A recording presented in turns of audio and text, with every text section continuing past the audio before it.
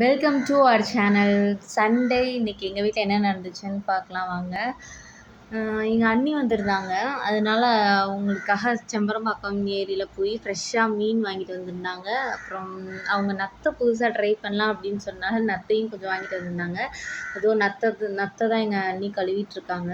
நத்தை இதுதான் first time நாங்கள் ட்ரை பண்ணுறோம். அதாவது அவங்களும் சாப்பிட்டதும் இல்லை, செஞ்சதும் இல்லை, நாங்களும் அதே தான். அதனால ஒரு பெரிய டிஸ்கஷன் போயிட்டு இருந்துச்சு, எப்படி வைக்கிறது, என்ன பண்ணுறது, க்ளீன் பண்ணுறது அப்படி இப்படின்ட்டு. அதுக்கப்புறமா ஒரு வழியாக நீங்கள் தான் நீ ரொம்ப நல்லா சமைப்பீங்க அப்படின்னு சொல்லி அவங்கள களத்தில் இறக்கி விட்டேன். அப்புறம் அவங்க தான் சமைச்சிட்டு இருந்தாங்க. அதை நத்தை சமைக்கிறதுக்குள்ளே இதை போட அதை போடுன்னு அவ்வளோ ஒரு டிஸ்கஷன் போயிட்டு இருந்துச்சு. அப்புறமா அண்ணனும் தங்கச்சியும் சேர்ந்து நாங்களே சமைக்கிறோம் அப்படின்னு சொல்லிட்டு அவங்க 2 பேருமே செய்ய ஆரம்பிச்சிட்டாங்க. அப்புறம் நத்தை வந்து ஃபைல்ஸ்க்கு நல்லதான், ரொம்ப குளிர்ச்சியாக அப்படின்லாம் சொன்னாங்க. ஏதோ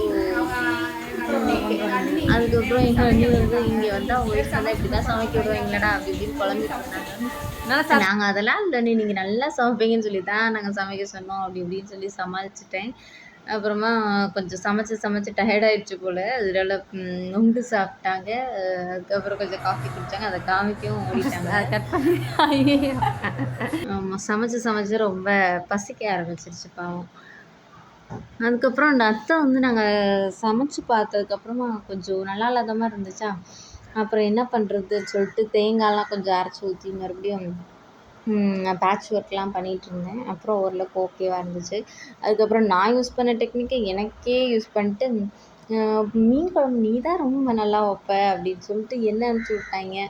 அப்புறம் நான் மீன் குழம்பு வச்சு ஃபிஷ் ஃப்ரை பண்ணிட்டு எல்லாம் முடிச்சிட்டேன். நீங்களும் இந்த மாதிரி யாரையாவது ஐஸ் பண்ணி வேலை வாங்கினீங்களான்னு